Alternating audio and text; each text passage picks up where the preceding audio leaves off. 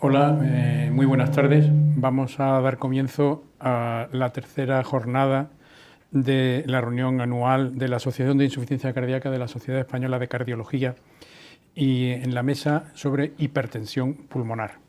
Tenemos tres ponentes de primer nivel, como son Carlos Chamorro, del Hospital Virgen de los Lirios de Alicante, María Lázaro, del Hospital Virgen de la Salud de Toledo, y María Teresa Velázquez Martín, del Hospital Universitario 12 de Octubre de Madrid.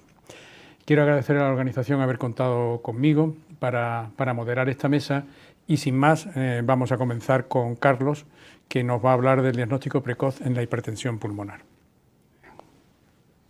Bueno, en primer lugar quiero agradecer a la organización la oportunidad que me brinda de compartir este rato con todos ustedes hablando del diagnóstico precoz de la hipertensión arterial pulmonar. Bien sabemos que es muy habitual enfrentarnos a la hipertensión pulmonar en nuestras consultas en el día a día.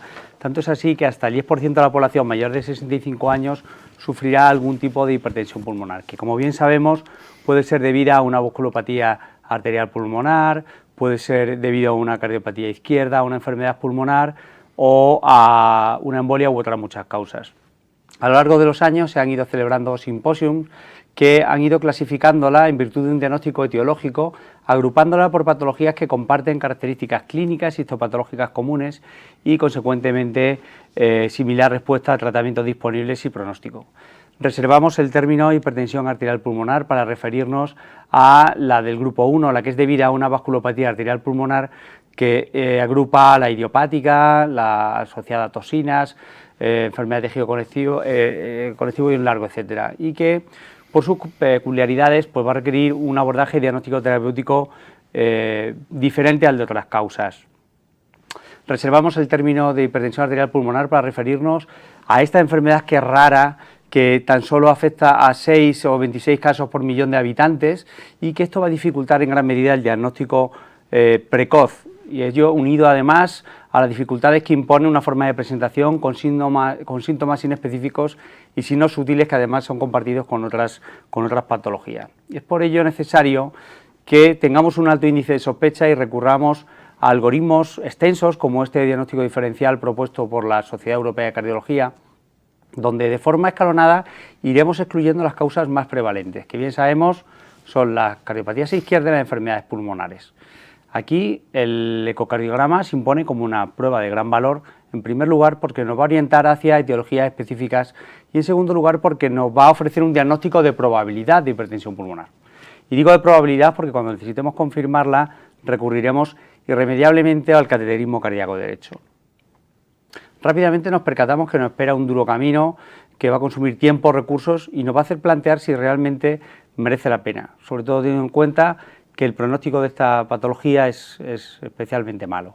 Y esto es verdad, sobre todo si la afrontamos de una manera contemplativa, como en 1991, cuando no había más remedio ni herramientas disponibles y la mortalidad de nuestros pacientes, aun siendo jóvenes, se situaba en torno a la supervivencia en torno al 38% a los 5 años.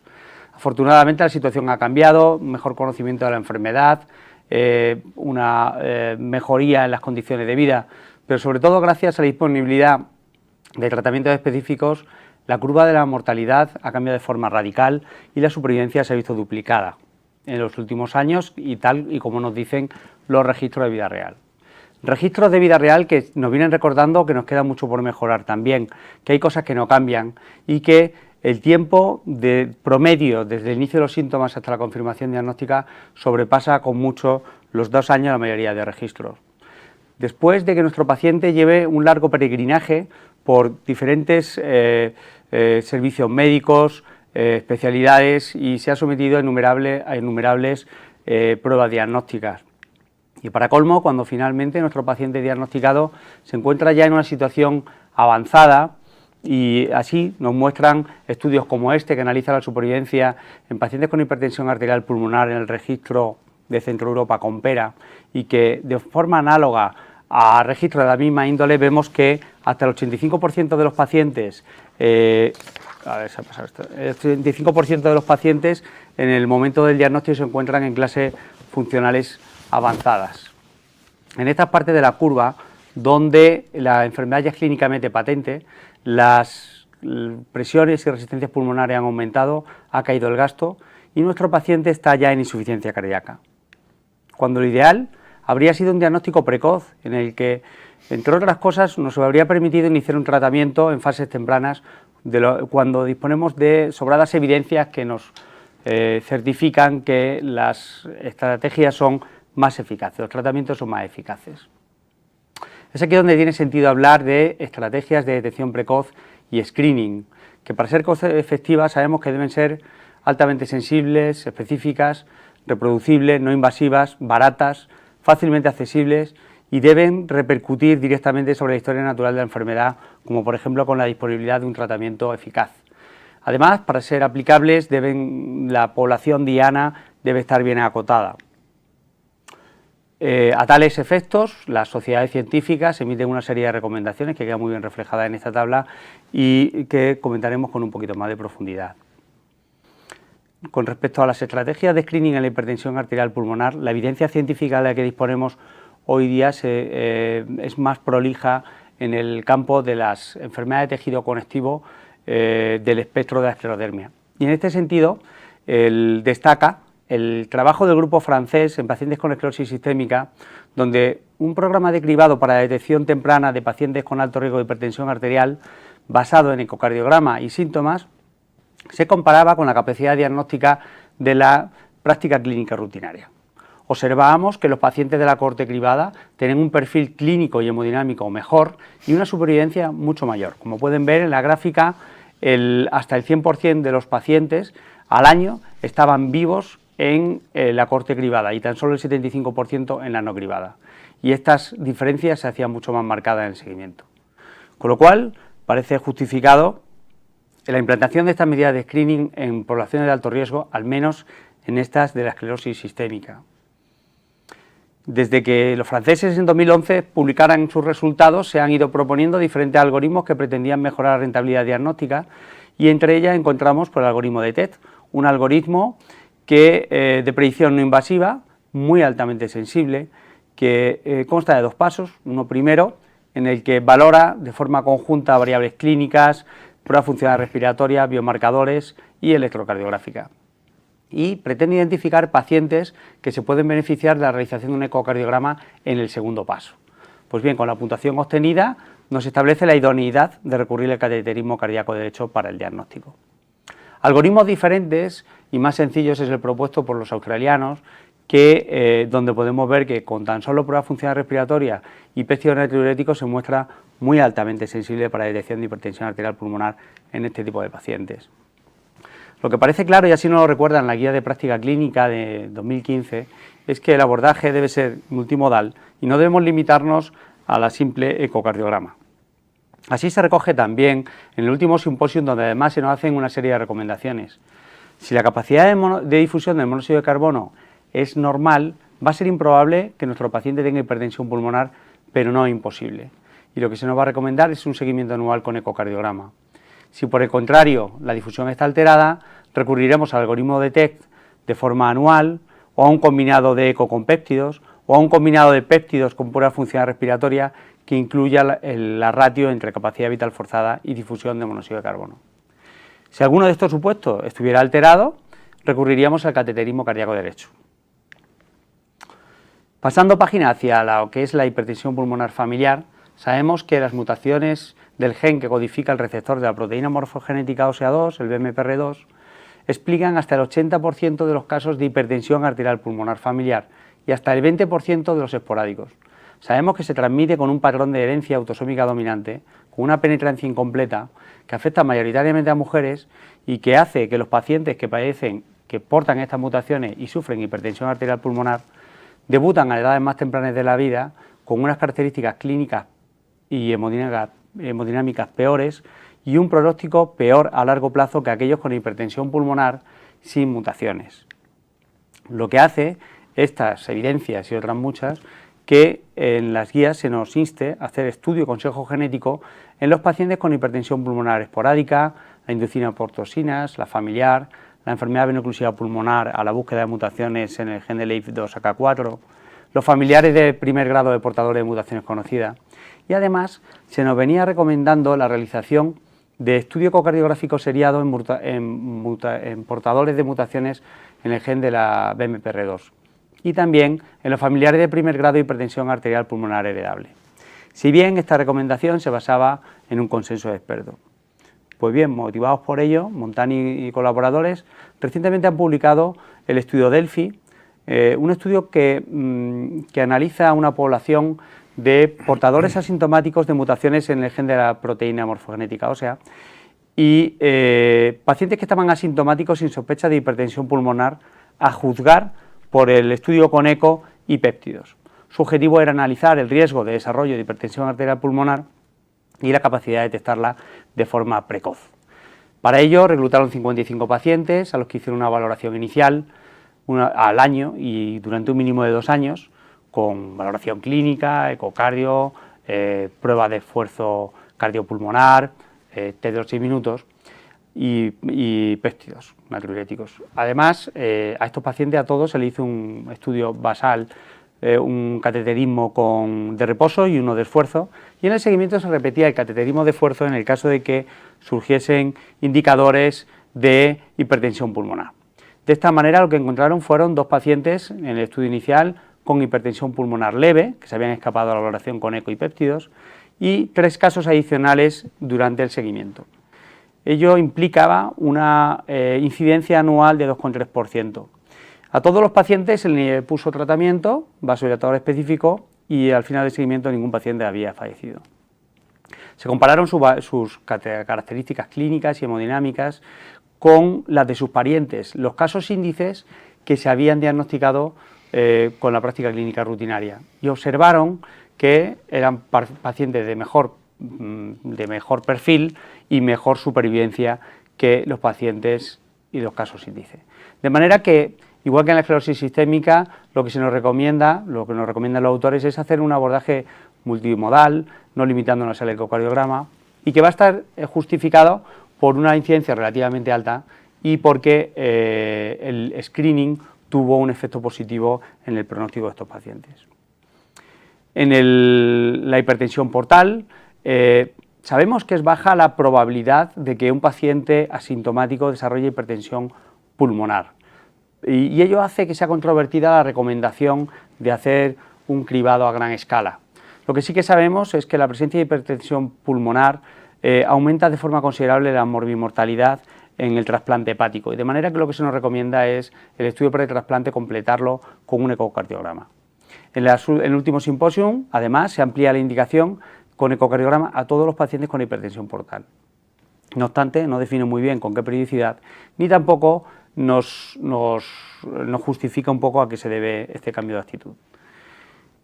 Con respecto al VIH, la situación es similar. La baja prevalencia de hipertensión pulmonar en pacientes asintomáticos hace difícil hacer recomendación de screening masivo.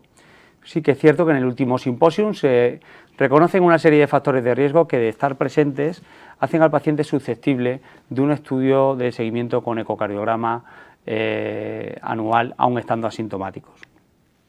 Y en las cardiopatías congénitas sabemos que la hipertensión pulmonar está presente ya en el momento del diagnóstico de la propia cardiopatía congénita, en el síndrome de Eisenmenger y en la hipertensión pulmonar que coincide con defectos de escasa entidad. Por lo tanto, no tiene ningún sentido hablar en estos grupos de detección precoz. Sí que tendría sentido de algún tipo de estrategia en los pacientes con grandes defectos o en aquellos pacientes en los que la hipertensión pulmonar se mantiene, persiste o incluso se agrava una vez corregido el defecto. Estos pacientes representan un grupo de especial mal pronóstico. De manera que lo que se nos recomienda es una valoración clínica, ecocardiográfica y hemodinámica minuciosa, previo a cualquier intento de corrección de los defectos, con la finalidad de detectar a aquellos pacientes que pudieran desarrollar hipertensión pulmonar en un futuro y así contraindicar la corrección del defecto. Y si finalmente optásemos por corregir los SUNTs, lo recomendable sería hacer una valoración clínica y ecocardiográfica a los 3-6 meses o anual si existiesen factores de riesgo para el desarrollo de hipertensión pulmonar futura. Y para ir acabando ya, el gran reto diagnóstico sería el screening en en los pacientes con hipertensión para detección de hipertensión arterial pulmonar idiopática, que si bien sabemos que esta es la patología que más pacientes reúne dentro del grupo 1, su población de riesgo es la población general, lo que la hace inabarcable a las estrategias de screening, al menos con las herramientas que actualmente disponemos. Aquí las soluciones pasan por un alto índice de sospecha, por la creación de consultas monográficas de disnea que ayude a la detección precoz y una mejor gestión de los recursos, y las miras están puestas en algoritmos de inteligencia artificial y machine learning, de los cuales ya disponemos de evidencias alentadoras y resultados alentadores. Y bueno, ya concluyendo, la hipertensión arterial pulmonar sigue siendo hoy letal y la actitud contemplativa no es una opción. La detección precoz de la enfermedad vascular pulmonar constituye un objetivo de primer orden que permite el tratamiento precoz con potencial para reducir su morbimortalidad. Y los algoritmos de cribado multimodal en poblaciones de alto riesgo son hoy la opción más ventajosa. Para estas y otras poblaciones de menor riesgo, se requiere una concienciación, formación de los profesionales, un alto índice de sospecha y enfoques más futuristas. Muchas gracias. Muchas gracias, Carlos. Quería recordar que hay una plataforma para realizar preguntas que podéis hacer desde la audiencia y que las preguntas y el debate será al final de las 3 presentaciones. Y ahora María Lázaro nos va a hablar del papel del cateterismo de derecho de ejercicio en el diagnóstico y seguimiento de la hipertensión arterial pulmonar. Hola, buenas tardes a todos.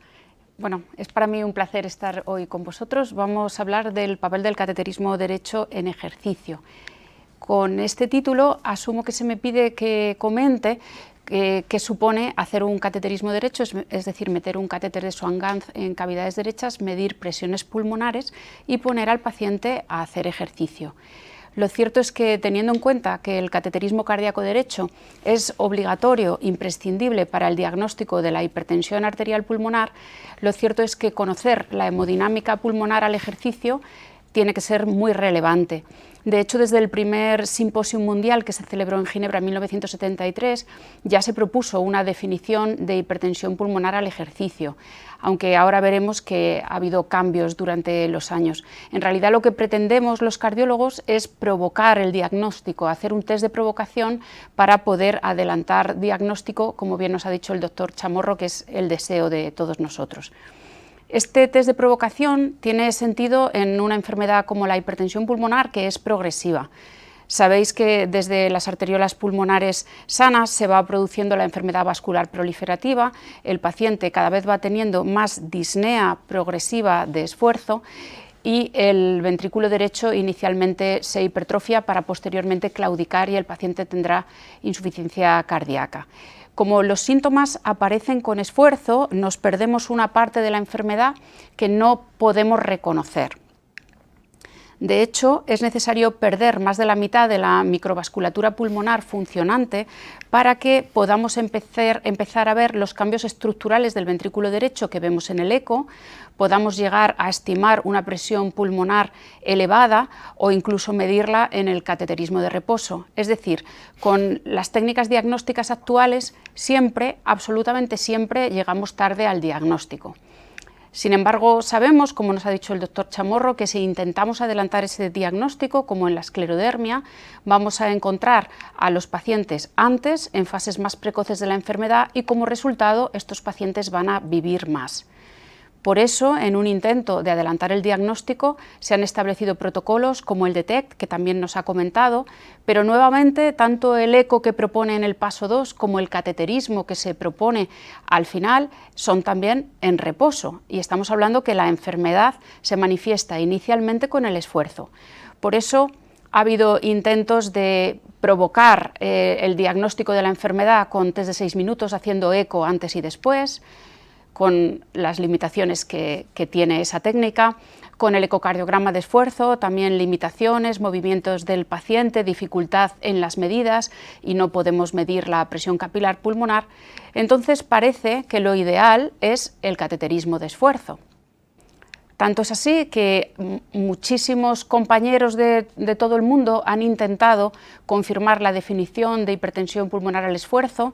Teníamos una aceptada en 1973, pero finalmente en la reunión de Dana Point del 2009 se retiró por falta de consenso. Pero podemos ver en estudios como este cómo, si miramos el comportamiento de las presiones pulmonares en el ejercicio respecto al gasto cardíaco, como veis, bueno, no sé poner el puntero, sí. Ahí, eso es. Si vemos el comportamiento de las presiones pulmonares en el ejercicio, siempre relacionándola con el gasto cardíaco, podemos ver cómo es posible distinguir los sujetos sanos, que son los que están dibujados en blanco y amarillo, de los pacientes con hipertensión pulmonar. Ahora bien, es más difícil distinguir qué tipo de hipertensión pulmonar, porque están representados en rojo los pacientes con hipertensión pulmonar por enfermedad del corazón izquierdo, es decir, hipertensión pulmonar grupo 2, y en negro son los pacientes que buscamos, los pacientes con enfermedad vascular pulmonar. Se han propuesto nuevos intentos de definición, desde comportamientos normales de la presión pulmonar respecto al gasto cardíaco, como vemos en el sujeto A, comportamientos más patológicos pero que no llegan a definir la enfermedad, que sería el sujeto B, y ya pacientes como el sujeto C y D, que tienen enfermedad vascular pulmonar que se pone de manifiesto en el esfuerzo.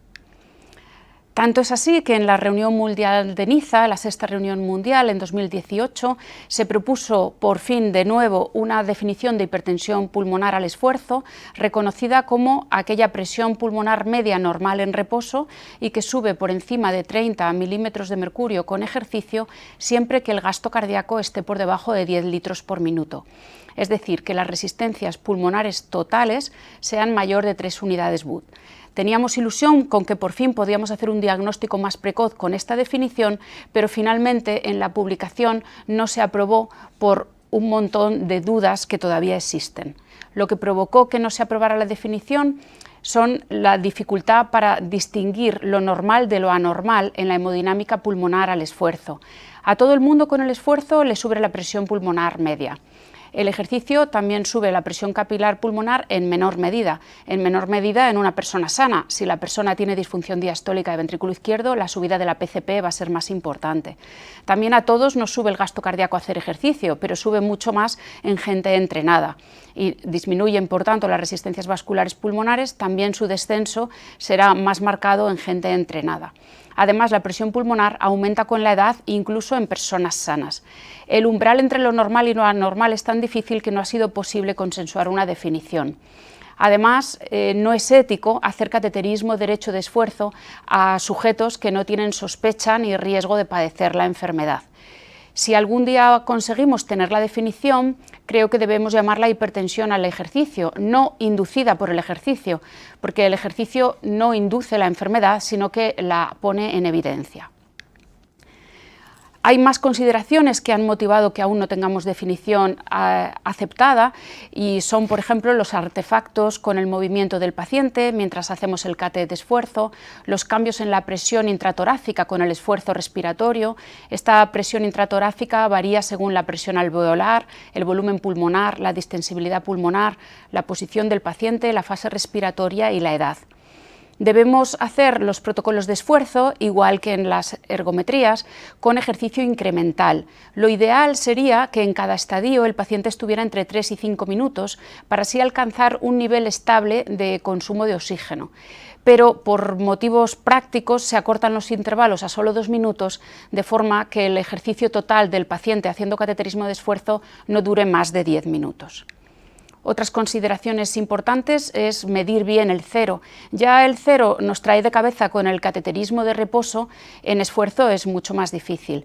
Es importante medir bien el cero cuando el paciente está en decúbito supino. El cero, que es la presión en aurícula izquierda, se encontraría a nivel medio torácico en la inserción de la cuarta costilla con el esternón, y si el paciente no está en decúbito supino, el cero sería la intersección de los 3 planos dibujados: el plano frontal a nivel medio torácico, el plano transverso en cuarto espacio intercostal anterior y el plano medio sagital. Es evidente que tenemos que usar el mismo cero en reposo y en ejercicio, y el paciente debe estar en la misma posición. Entonces, si de verdad queremos llegar un día a tener una definición de hipertensión pulmonar al esfuerzo, es importante determinar en la hemodinámica pulmonar, en cada nivel de esfuerzo, la presión pulmonar media, la presión capilar pulmonar y el gasto cardíaco, que es válido por FIC o por termodilución. La PCP es difícil en reposo, más difícil en ejercicio, porque es posible que el balón quede incompletamente inflado y sobreestimemos la PCP, porque tengamos una presión ahí en algún lugar entre las presiones pulmonares y la PCP. Como las resistencias pulmonares totales no requieren PCP, disminuye el margen de error y por eso son las resistencias pulmonares totales las que se propusieron en la definición. Lo que debemos registrar entonces son las resistencias pulmonares totales, presión pulmonar media partido de gasto cardíaco, las resistencias vasculares pulmonares, la media menos PCP todo partido de gasto cardíaco y también la pendiente de la relación entre la presión pulmonar media y el gasto cardíaco, la pendiente de las resistencias pulmonares totales. Pero el cateterismo de esfuerzo nos da mucha más información, nos dice la carga de trabajo del paciente, la tensión arterial, frecuencia cardíaca, frecuencia respiratoria, además de la presión en aurícula derecha, saturación de oxígeno periférica y la saturación venosa mixta. Os tengo que confesar que nosotros sí hacemos cateterismo de esfuerzo, a pesar de que no hay una definición aceptada, y no lo hacemos porque seamos desobedientes, que de verdad que no lo somos, sino lo hacemos por un deseo genuino de encontrar la enfermedad un poco antes. Con los métodos diagnósticos actuales encontramos la hipertensión arterial pulmonar cuando ya es evidente en reposo y seguimos empeñados en encontrarla antes para ofrecer tratamiento antes y ojalá mejorar el pronóstico. Nosotros en el cateterismo de esfuerzo, además de ver la carga de esfuerzo que hace el paciente, vamos midiendo de forma continua las presiones pulmonares. En cada estadio inflamos el balón para medir la PCP y tenemos registro continuo del gasto cardíaco y de la saturación venosa mixta. Por supuesto, no hacemos un cateterismo derecho de esfuerzo a cualquier persona, ya hemos dicho que no es ético realizarlo en gente que no tengamos sospecha de la enfermedad y la sospecha nos viene por una ergoespirometría patológica. Cuando en un paciente en una población de riesgo para hipertensión pulmonar la ergoespirometría es patológica, es en estos pacientes donde nos animamos a hacer el cateterismo de esfuerzo. Una ergoespirometría patológica que nos hace sospechar hipertensión pulmonar indica descenso de la capacidad aeróbica con un consumo pico bajo, llega demasiado pronto al umbral anaeróbico y el pulso de oxígeno está disminuido y además el paciente tendrá marcada ineficiencia ventilatoria con un aumento excesivo de los equivalentes, sobre todo el de CO2, porque son pacientes que deben ventilar mucho más aire para conseguir extraer 1 mililitro de oxígeno o expulsar 1 mililitro de CO2. Además, sabéis que la presión parcial de CO2 en el aire expirado está característicamente baja y con una cinética descendente. Además, la ergoespirometría en pacientes con hipertensión pulmonar nos da más información, como que el paciente se desatura al esfuerzo, recupera difícilmente la frecuencia cardíaca tras el ejercicio, se pone no solo muy taquipneico, también muy taquicárdico, puede tener menor carga de trabajo y tiene mayor espacio muerto. Una curiosidad es que cuando un paciente con hipertensión pulmonar abre un shunt derecha-izquierda, al hacer ejercicio suben las presiones en el lado derecho, abren un foramen oval permeable y producen un shunt derecha-izquierda y es muy evidente en la ergoespirometría por una subida brusca de la ventilación de los equivalentes y por un descenso brusco de la PCO2. Entonces, en los pacientes que sí tenemos sospecha de hipertensión pulmonar por la ergoespirometría es donde proponemos hacer el cateterismo. No solo nosotros, el grupo de los alemanes, que vamos a tener el honor de tener en la siguiente mesa a uno de los autores de este artículo, al doctor Rosenkrantz, nos dicen que en la población con esclerodermia, conforme va disminuyendo el consumo pico de oxígeno y va aumentando la pendiente del equivalente de CO2, aumenta claramente las probabilidades de hipertensión pulmonar. Este estudio está realizado en pacientes con esclerodermia y en los que tienen hipertensión pulmonar probable hacen cateterismo, pero otra vez de reposo, y aún así encuentran clara correlación. Pero yo me pregunto una cosa, si la ergoespirometría sugiere hipertensión pulmonar, pero el cateterismo cardíaco en reposo resulta normal, nos creemos que el paciente no tiene fases iniciales de la enfermedad o intentamos ver si de verdad con el ejercicio el paciente evidencia que tiene la enfermedad presente. Y esto es lo que hacemos en los pacientes con sospecha de hipertensión pulmonar en largoespirometría, pero cateterismo derecho basal normal, seguimos el protocolo con el ejercicio.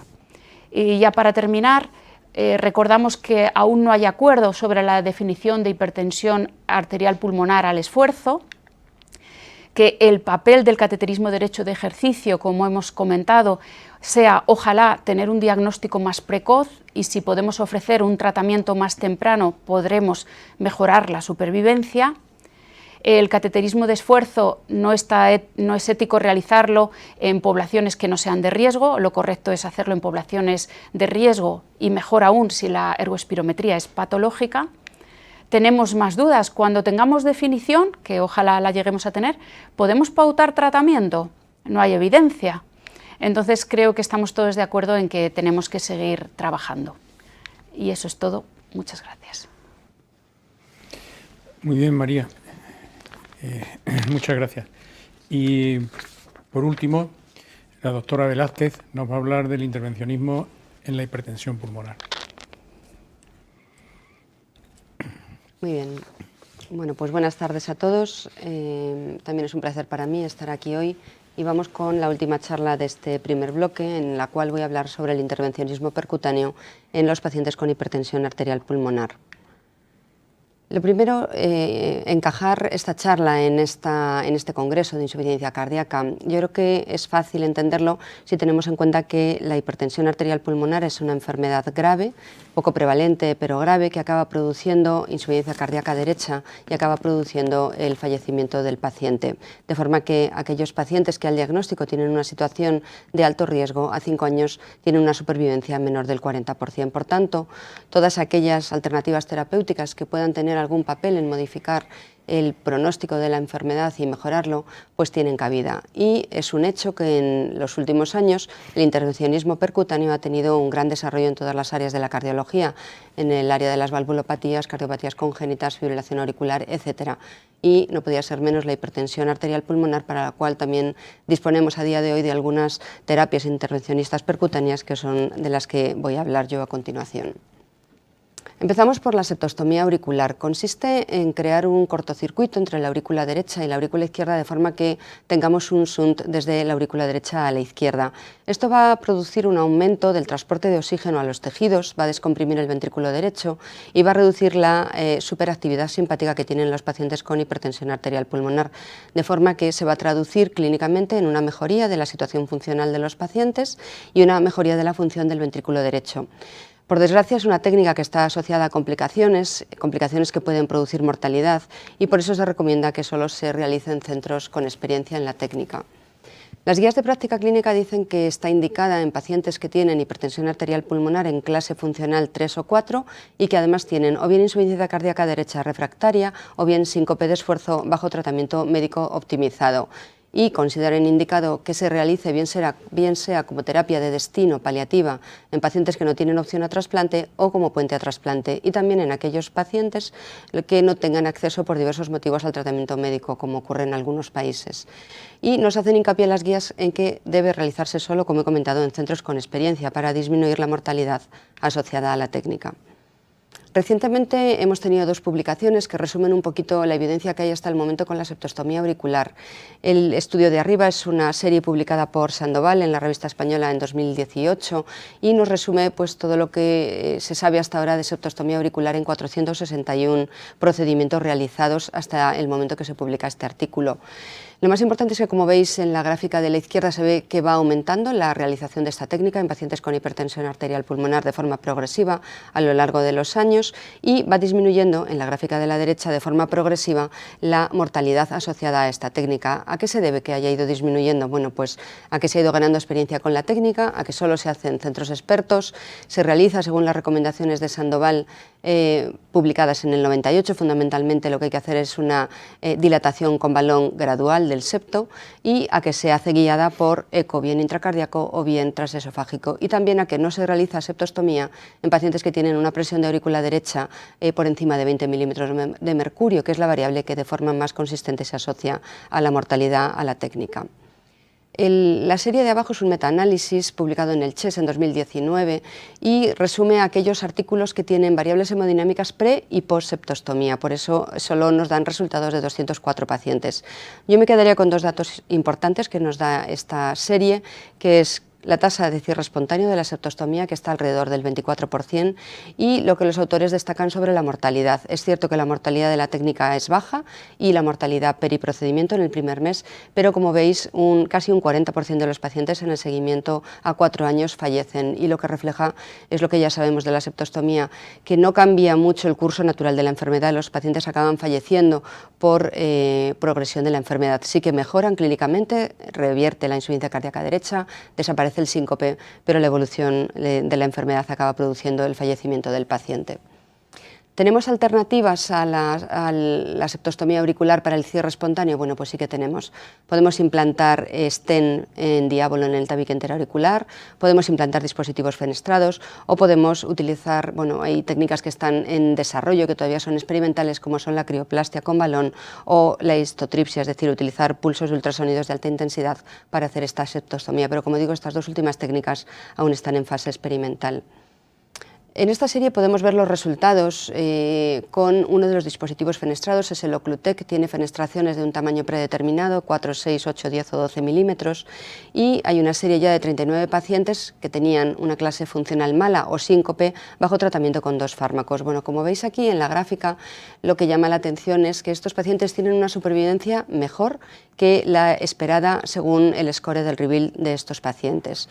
Y las variables hemodinámicas, la clase funcional y los parámetros del eco, como veis en las gráficas, mejoran al igual que lo hacen con la septostomía. Luego parece, no hay eventos en los pacientes en los que se implanta el dispositivo, luego parece que el implante de un dispositivo fenestrado podría ser una alternativa a la septostomía cuando se elige esta como terapia de destino en pacientes que no vayan a ser candidatos a trasplante. Tenemos también información sobre pacientes a los que se ha implantado stent en diábolo en el tabique interauricular. Esta es una serie unicéntrica con 68 pacientes en un único centro ruso, en el cual a los pacientes se les implanta el stent en diábolo en tabique interauricular. Realmente los autores se centran en algo que no tiene mucha trascendencia, como es en que el pronóstico de los pacientes en cuanto a mortalidad que necesiten trasplante o que necesiten anastomosis de POTS es mejor en los que tienen un riesgo intermedio que en los que tienen un riesgo alto al implante del stent, pero esto la verdad es que es lo esperable. Yo me quedaría con dos cosas: que todos los pacientes tienen una mejoría funcional y que todos los stents están permeables en el seguimiento, y hay seguimiento, como veis en las gráficas, de más de 10 años. Luego parece que también podría ser una alternativa a la septostomía en los casos en los que esta se vaya a hacer como terapia de destino y no como puente a trasplante. Nosotros tenemos experiencia con la septostomía, publicamos ya en 2016 nuestra serie, habíamos realizado hasta entonces 11 procedimientos de septostomía y un implante de stent en diábolo en el tabique interauricular en 10 pacientes con un seguimiento medio de 24 meses. Nuestros resultados son similares a lo que he comentado de las series recientes: mejora la insuficiencia cardíaca derecha, desaparece el síncope. No tenemos ningún éxitus en estas septostomías que realizamos periprocedimiento, aunque un paciente fallece en una semana después de hacer la septostomía durante la inducción anestésica para un recambio de un catéter Hickman. Y como veis en el seguimiento, pues a un año tenemos un 60% de los pacientes vivos, 3 pacientes fallecen y 3 son trasplantados. Luego, bueno, pues más o menos lo que comentamos, que al año la mortalidad es elevada porque la enfermedad sigue su curso y los pacientes acaban falleciendo por progresión de la enfermedad. ¿Qué podemos decir de la septostomía auricular según lo que hemos visto hasta ahora? Bueno, pues es cierto que las series tienen defectos, son series cortas, no hay un grupo comparador, es difícil extraer cuál es el beneficio solo de la septostomía y no asociado a los fármacos, pero hay que asumir que es poco probable que vayamos a tener un futuro ensayo clínico randomizado que aleatorice a los pacientes a hacerse septostomía o no hacerse nada y dejarlo solo con tratamiento médico. Con lo cual, a día de hoy, con la información que tenemos, yo opino, y las guías así lo consideran también, que sigue estando justificada esta técnica como terapia puente o de destino, ya que la insuficiencia cardíaca derecha tiene impacto en la calidad de vida de los pacientes y en la supervivencia. La respuesta a los fármacos es impredecible, el acceso al trasplante pulmonar es limitado y hay gran disparidad en la accesibilidad a los tratamientos médicos en el mundo. La anastomosis de Potts es otra de las alternativas percutáneas. Sería similar a la septostomía auricular. Consiste en hacer una anastomosis directa entre la arteria pulmonar izquierda y la aorta torácica descendente, y tendría unas teóricas ventajas sobre la septostomía auricular, ya que sería un shunt más eficaz, un shunt, presión restrictivo, luego evitaría una hipoxemia no controlada. La permeabilidad del cortocircuito sería más duradera y evitaría exponer el miocardio y el cerebro a las embolias paradójicas o a la sangre desaturada, pero tiene algunas desventajas. Cuando se hace esta técnica, la verdad es que el ventrículo izquierdo queda sometido a una disminución abrupta del retorno venoso por las venas pulmonares, cambia la geometría del ventrículo izquierdo como consecuencia de este retorno venoso disminuido. En algunos pacientes hay un retorno retrógrado desde la aorta al ventrículo izquierdo, con lo cual aumenta la poscarga, y está descrito colapso hemodinámico por fracaso del ventrículo izquierdo inmediatamente post-anastomosis, con lo cual la mortalidad de la técnica es alta. Como veis, hay más experiencia en grupos quirúrgicos que en tratamiento percutáneo con anastomosis de Potts, pero incluso en grupos quirúrgicos con experiencia la mortalidad es del 15%, luego es una técnica con alta mortalidad. Es cierto que consigue resultados similares a la septostomía, con una mejoría de la insuficiencia cardíaca derecha, mejoría del ventrículo derecho, de la función del ventrículo derecho y desaparición del síncope.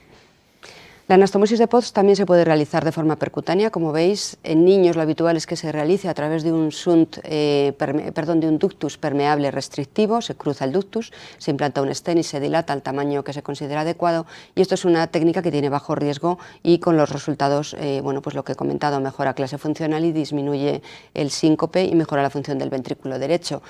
Es ya otro asunto cuando hay que realizarla de forma percutánea, porque no existe este ductus permeable. En este caso es una técnica compleja y es una técnica con una elevada mortalidad intraprocedimiento. Hay una única serie, al menos yo no he encontrado más, publicada en el año 2013, 4 pacientes adultos. Se realiza la técnica, se hace una punción desde la arteria pulmonar izquierda hasta la aorta torácica descendente. Un paciente fallece por hemotórax durante el procedimiento, otro fallece a las semanas siguientes en la UBI por complicaciones varias, y solo sobreviven 2 pacientes a este procedimiento de Potts transcatéter. Y la verdad es que yo he encontrado series publicadas en la literatura después de esta, únicamente casos aislados, con lo cual yo creo que refleja pues la complejidad técnica y el alto riesgo de la técnica transcatéter, y en el momento actual pues yo creo que no se puede considerar una alternativa segura a la septostomía. ¿Qué podemos decir de la anastomosis de Potts, por tanto? Bueno, pues podemos decir que sí que es una terapia innovadora para el tratamiento de la hipertensión arterial pulmonar severa refractaria, como alternativa a la septostomía auricular cuando se realiza en niños por grupos expertos quirúrgicos, aunque el momento óptimo para realizarla es incierto, como ocurre con la septostomía. Y en cuanto a la percutánea, como ya he dicho, en el momento actual yo creo que aún es experimental, riesgo muy alto, y es difícil considerarla una buena alternativa a los pacientes que tienen contraindicación para septostomía auricular o para trasplante pulmonar. Bueno, la denervación pulmonar sería otra de las alternativas terapéuticas percutáneas, al menos se está investigando en ella, para la hipertensión arterial pulmonar. Se basaría en que en estos pacientes con hipertensión arterial pulmonar existe una sobreestimulación o una sobreactivación simpática. Donde están localizados los receptores, los vasoreceptores simpáticos en el árbol arterial pulmonar, es en la bifurcación de la arteria pulmonar y en los primeros 2 milímetros de ambas arterias pulmonares principales, y por tanto ahí es donde se aplica la radiofrecuencia. La primera serie fue muy alentadora, son pocos pacientes, seguimiento corto, solo 13 pacientes, seguimiento 3 meses, pero la verdad es que se notificaba en esta serie una disminución de presión pulmonar media de 20 milímetros de mercurio y un aumento de la distancia en el test de 6 minutos caminando alta de más de 150 metros, con lo cual pues las expectativas fueron buenas. Lo que ocurre es que el mismo grupo publica una serie con mayor número de pacientes, 66 pacientes, 2 años después, y aquí ya las cosas pues no son tan buenas. Solo se reduce la presión pulmonar media menos de 10 milímetros de mercurio, y las resistencias se reducen, pero a expensas de un aumento del gasto cardíaco que la verdad es que es difícil de explicar. A pesar de todo, se ha seguido investigando con la denervación pulmonar, se ha visto si los ultrasonidos pueden ser una alternativa a la radiofrecuencia, porque se ha visto que en animales se alcanzan temperaturas de hasta 50 grados, hasta 10 milímetros de profundidad en las arterias pulmonares con los ultrasonidos, y por tanto pues se ha publicado también alguna serie. Aquí veis, esta es una serie multicéntrica, 23 pacientes, 8 centros.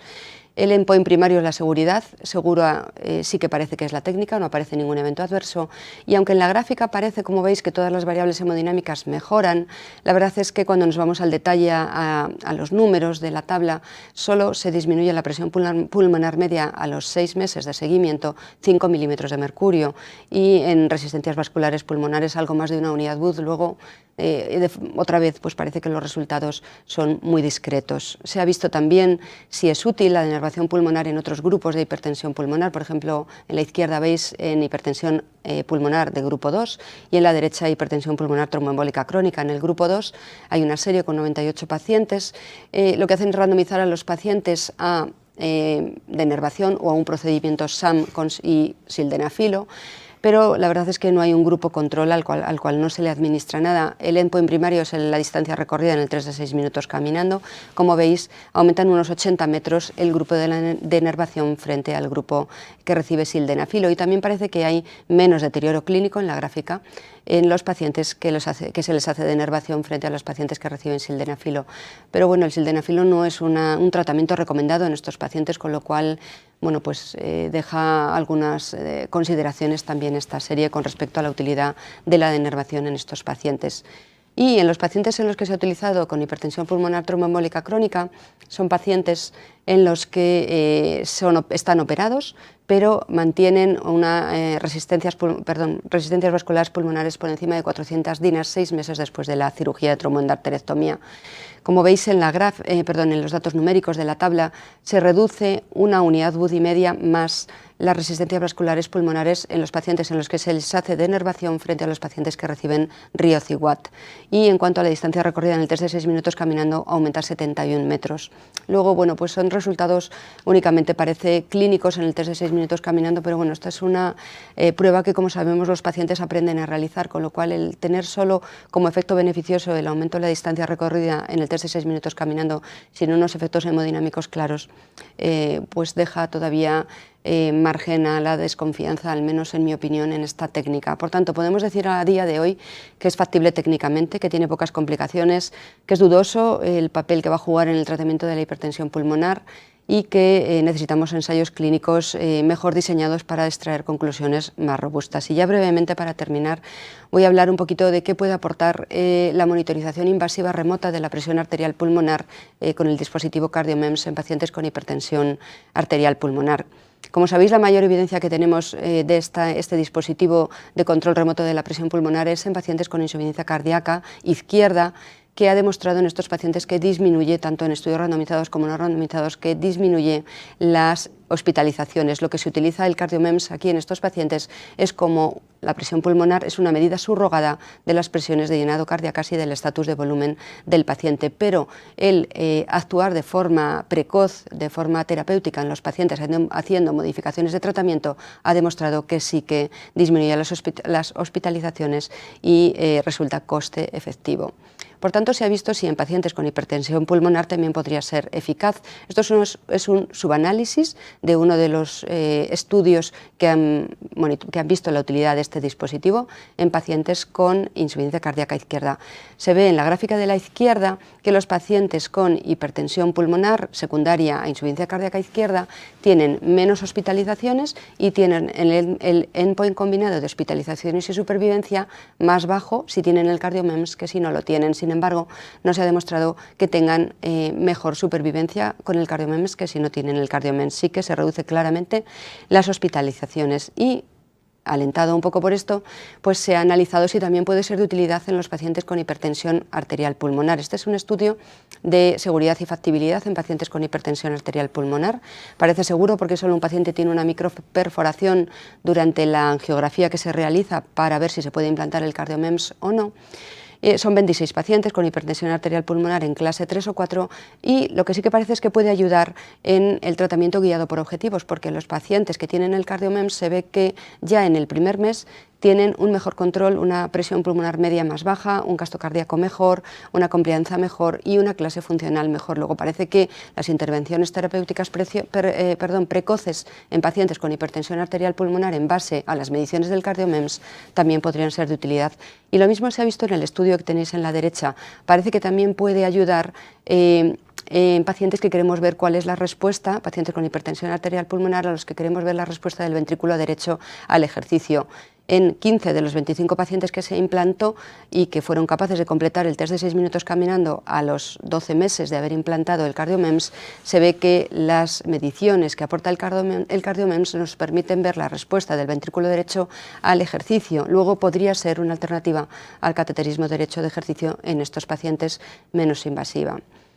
Y bueno, pues hasta aquí lo que yo quería contar únicamente del CardioMEMS, decir que parece que puede proporcionar información hemodinámica útil para monitorizar el tratamiento de la hipertensión arterial pulmonar, que es posible, pero que hacen falta, es seguro, perdón, pero que hacen falta ensayos que comparen los beneficios clínicos de esta monitorización hemodinámica invasiva, al fin y al cabo, con los mecanismos actuales que tenemos para guiar la terapia y que además es necesario confirmar que es coste efectivo. En insuficiencia cardíaca izquierda ha demostrado que lo es, pero hace falta que también lo demuestre en pacientes con hipertensión arterial pulmonar. Y hasta aquí lo que yo quería contar sobre las técnicas percutáneas en esta enfermedad, en la hipertensión arterial pulmonar. Muchas gracias. Y si tenéis alguna pregunta. Muy bien, muchas gracias a los tres por vuestras excelentes presentaciones. Y de momento no tenemos ninguna pregunta de la audiencia, pero yo sí quería hacer alguna pregunta. Y siguiendo el orden de la presentación, me ha quedado muy claro que el diagnóstico precoz es importante y que antes de que lleguemos a clase funcional 3-4 podamos encauzar el pronóstico de nuestros pacientes hacia una mayor cantidad de vida y calidad de vida. Pero realmente hay una exploración como es la ergospirometría, que me gustaría conocer tu opinión y tu experiencia en este aspecto. Sí, bueno, qué duda cabe que la ergospirometría es una prueba, una herramienta de indudable valor, de incuestionable valor en el manejo de los pacientes con hipertensión arterial pulmonar. Su papel está bien definido tanto en la evaluación diagnóstica como pronóstica, como la estratificación y a la hora de decidir y de evaluar la eficacia de la respuesta terapéutica. En el apartado del diagnóstico, sabemos, como ha comentado muy bien la doctora Lázaro, que los pacientes con hipertensión arterial pulmonar se comportan de una manera peculiar, con un patrón que se caracteriza por ineficiencia ventilatoria y por intolerancia al ejercicio, que nos va a permitir diferenciarla de otras causas de hipertensión pulmonar y de otras patologías, con lo cual esto es de gran valor. También, además, ya disponemos de valores, de datos y de fuertes indicios, como comentaba también la doctora Lázaro, de que la ergospirometría es capaz de predecir, de identificar a la hipertensión pulmonar inducida o al esfuerzo, me ha quedado claro, hipertensión arterial pulmonar al esfuerzo, y alteraciones del intercambio gaseoso inducidos por el esfuerzo. Además, ha demostrado su gran utilidad en un estudio como el de Dumitrescu, que también ha presentado la doctora Lázaro, una gran rentabilidad diagnóstica a la hora de identificar a pacientes con hipertensión arterial pulmonar no confirmada por otras pruebas, y esto es de especial valor, pues nos puede hacer ahorrar cateterismos cardíacos de hecho innecesarios. Luego hay otros escenarios, como por ejemplo aquel paciente que tiene una hipertensión pulmonar que tiene de baja probable o de probabilidad intermedia de tener hipertensión pulmonar en un estudio con ecocardiograma. Ahí también tenemos estudios que apuntan al gran valor que puede tener la ergospirometría, afinando el diagnóstico y dando gran utilidad. Hasta aquí está claro que la ergospirometría es una prueba de indudable valor, pero el problema que puede tener la cara B es que no está ampliamente disponible, es preciso una estandarización de los procedimientos, experiencia, formación de los profesionales, y esta no es la tónica en la práctica rutinaria, con lo cual no se suele recomendar su uso indiscriminado. Quizás pueda haber otro tipo de pruebas para poblaciones más amplias, como puede ser un test de la marcha de 10 minutos con una prueba de esfuerzo incremental, que sí que es verdad que ha sido capaz de una forma más sencilla de identificar pacientes en riesgo y bueno, ha certificado valor en este escenario. Muy bien, Carlos, muchas gracias. Yo a María le preguntaría cómo en la práctica identifica los valores que pueden estar alterados inherentes a la técnica, como ha dicho, inherentes al comportamiento normal del ascenso de la presión arterial pulmonar en el ejercicio en personas sanas, por ejemplo, en grupos especiales, como por ejemplo los deportistas, ¿no? ¿Cómo los diferencia o cómo de lo que considera una hipertensión arterial pulmonar al esfuerzo? Claro, no hay consenso, entonces no hay consenso porque es difícil responder a esa pregunta. Pero es verdad que si tienes la oportunidad de hacerlo, y nosotros nos guiamos por la definición que se propuso en Niza 2018, aunque finalmente no se aceptó. Es decir, si la presión pulmonar media en reposo está por debajo de 25, bueno, en Niza ya se proponía 20 como nuevo rango, y durante el esfuerzo sube por encima de 30 milímetros de mercurio siempre que el gasto cardíaco esté por debajo de 10, es decir, que las resistencias vasculares, las resistencias pulmonares totales estén por encima de 3 unidades Wood. Si cumple esos criterios, que somos conscientes de que no han sido consensuados, pero fueron criterios muy estudiados antes de proponerlos, aunque finalmente no se llegara a un acuerdo, esos son los criterios que nosotros seguimos. Pero he de añadir que cuando el paciente cumple esos criterios, es muy marcada la respuesta desde las primeras fases del ejercicio, es muy steep, realmente la subida de las presiones es muy marcada.